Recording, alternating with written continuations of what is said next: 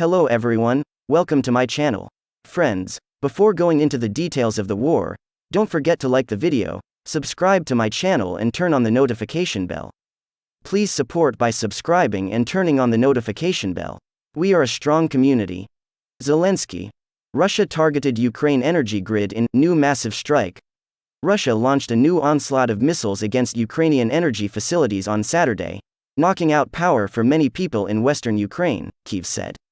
Ukrainian President Volodymyr Zelensky said in his nightly address that the strikes spanned Ukraine's Dnipropetrovsk, Khmelnytsky, Kirovohrad, Mykolaiv, Odessa, Rivne, Volyn and Zaporizhia regions, while other officials noted impacts in the Cherkasy and Lutska regions. We continue eliminating the aftermath of today's terrorist attacks on our infrastructure, Zelensky said. The geography of this new massive strike is very wide. Kyiv has indicated that Russia is increasingly targeting Ukraine's energy infrastructure in its latest waves of strikes and as of last week had knocked out more than 30% of the country's power facilities. The strikes have led officials to implement electricity-saving measures, including a halt on electricity exports and asking residents to conserve use and avoid using major appliances. The main target of terrorists is energy, Zelensky said. Therefore, please be even more careful than before about the need to consciously consume electricity. The stability of the power industry of our entire state depends on each city and district of Ukraine. Ukraine's State Emergency Service noted on its Telegram channel that missiles on Saturday landed at energy facilities in the cities of Khmelnytsky and Shepetivsky, which are located southwest of Kyiv. No Ukrainians were injured or died in the strikes, but the agency said the strikes caused large-scale fires and significant destruction.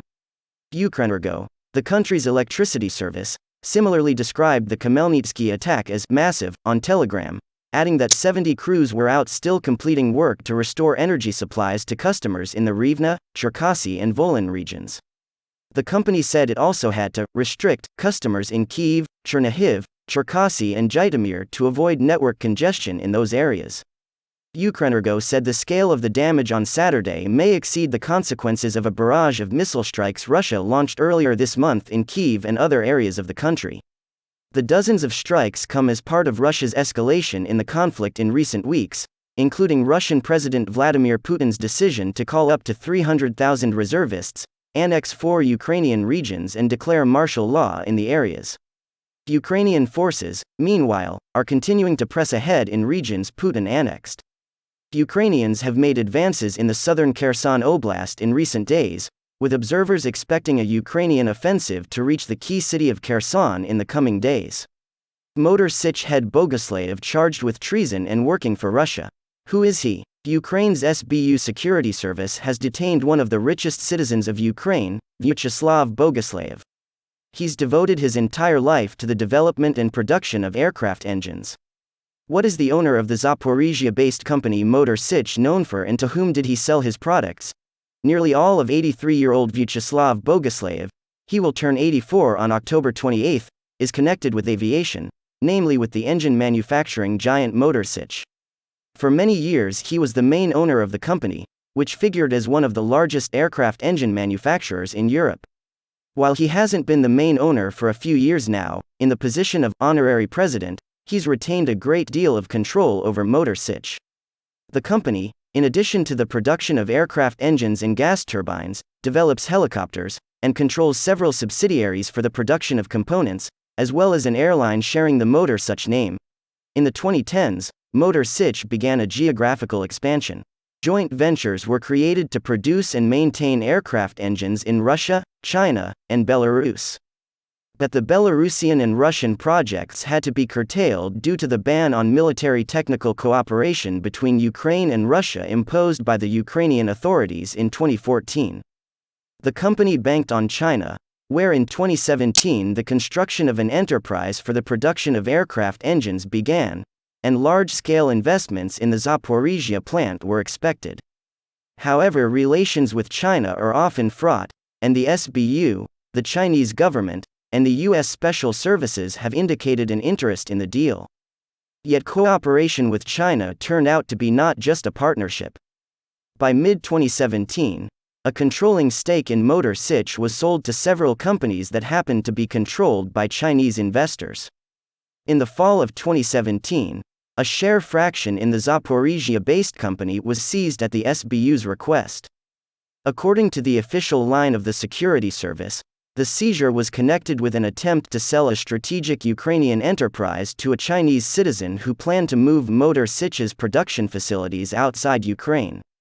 These events were accompanied by cooling relations with Russia and Belarus.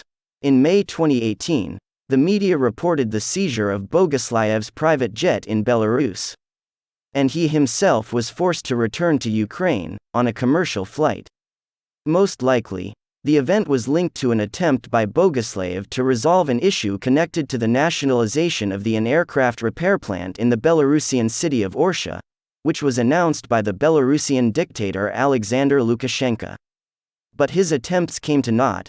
In July of that year, the plant, 60% of the authorized capital of which belonged to Motor Sich, was expropriated by the Lukashenko regime.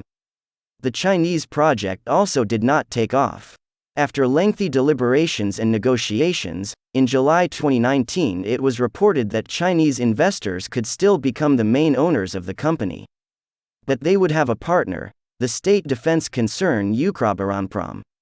After that, John Bolton, at that time an advisor to U.S. President Donald Trump, during a visit to Kyiv, sharply warned Ukraine about the risks of the so-called debt diplomacy, which Beijing likes to conduct.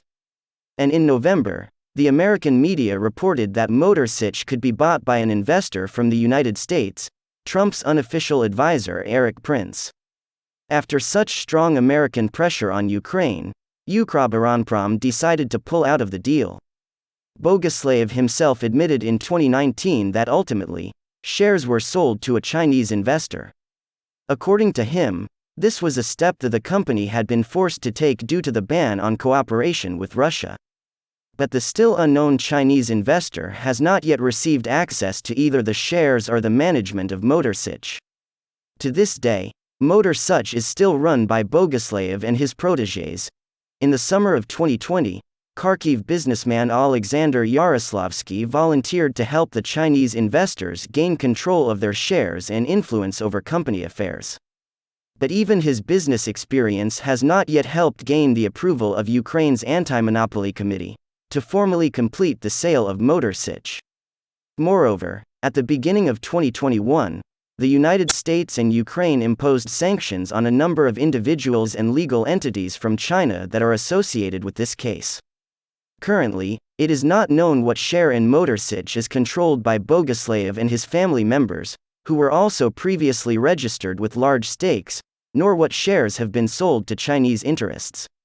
After a failure in the 2019 parliamentary elections, Boguslayev lost his bid in a constituency to wedding photographer Serhiy Stepa, who ran from the Servant of the People Party. He, despite his advanced age, fully devoted himself to business activities. These initially boiled down to optimization, from cutting costs to reducing the route network of Motor Sich Airlines. His efforts seemed to pay off.